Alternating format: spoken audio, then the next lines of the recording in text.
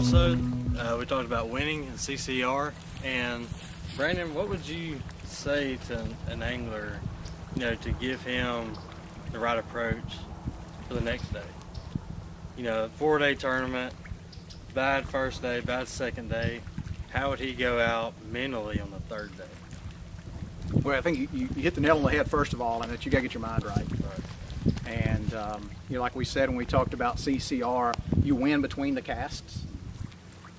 And so what I would tell an angler who's in that situation, I would share with him a story. So it's ancient China, and there's a farmer. Farmer has one horse, very poor village. Farmer has one horse, and that's the way he makes his living. And so his son goes out one evening to put the horse up in the corral. They go back out the next morning, and the horse is gone. And so his father immediately goes and wakes his son. What happened? Where's our horse? Didn't you put him up? And he says, yes, Father, I did. I must not have latched the gate. And so word travels fast in a small village, especially bad news. And pretty soon, all his friends and family have gathered around the farmer's house, and they say, you have such bad luck. You had a horse, a way to earn a living, and now you don't have a horse, and we don't have any that you can use either. And what are you going to do? You have such bad luck. And so the farmer's pretty upset. And that next evening, he's standing out there by the corral trying to figure out what he's going to do, and he hears a horse coming in the distance. And not only does he hear one horse, he looks up and he sees, and there's several. And what had happened is this horse had went out and had found wild horses. And now all these horses come running back following his horse. They go into the corral. The farmer shuts the gate, latches it. Now he's excited again.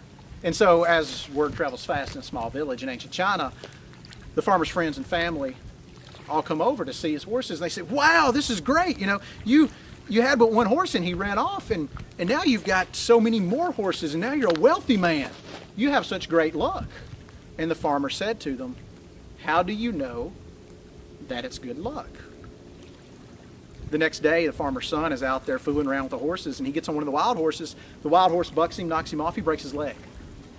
And as word travels very quickly in ancient China in a small village, especially bad news, all the friends and family of the farmer come over, and they're by the bed of the young man who's now broke his leg. And in ancient China, a broken leg was at best maimed for life, at worst was a death sentence. And so they say to him, you have but one son, and he got on one of these wild horses and broke his leg. You have such bad luck. And the farmer said, how do you know it's bad luck? Well, the next day, a warlord rides into town, taking with him all the able-bodied men and young boys, except his son. And so all of the mothers and all the women and the older men that couldn't go off to war come over to the farmer's house, and they say to him, you have such good luck. All of our sons are gone. We'll never see them again, yet you still have yours. And the farmer said, how do you know it's good luck? Well, day 4 of the tournament, you've been fishing and you look back on it and things happened. And how do you know it was good luck? How do you know it was bad luck? The key behind all of this, to kind of take it to the next level, as we talked about earlier, circumstance, choice, and response, the second C is up to me, is that choice. The choice determines my response. And so in order to make the right choice, don't judge. Don't judge. Don't judge the situation that you're in. Don't judge that it's day 4 and I'm so far behind. Don't judge that it's day 4 and I'm so far ahead. Don't judge what happened to you earlier. Just fish. Because we don't know if it's bad luck or good luck. We don't get to make that decision. We don't get to make that call. Only God above knows that. We don't know the end of the script, yet we many times want to jump conclusions and we want to judge the situation. So you got to talk to yourself. Like we said, to make the right choices, you tend to believe you. And so what are you saying to yourself? Don't judge the situation. Something happens in the tournament, don't judge it. Many times it could be as simple as, hey, I have an issue with my boat and I'm late leaving.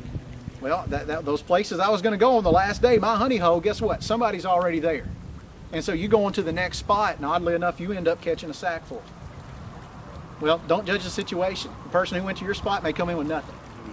So instead of telling yourself and getting all upset, I can't believe this has happened, I'm doomed, it's not going to work out for me, I never can win anything, because you tend to believe you, don't set that mindset, refuse the negative thought. Here's one for you I'd say too. around negative thoughts. It's okay to have a negative thought. I mean, negative thoughts are kind of like unwanted visitors at your house. They show up, right? Selling something, peddling something, but it's your choice whether or not you let them in. Well, that's how it is with a negative thought. You choose whether or not you're going to let it in. And so don't judge the situation. Don't allow the negative thought to come in. You just keep fishing. And keep in mind that you don't win during the cast. You win between the cast. Thanks.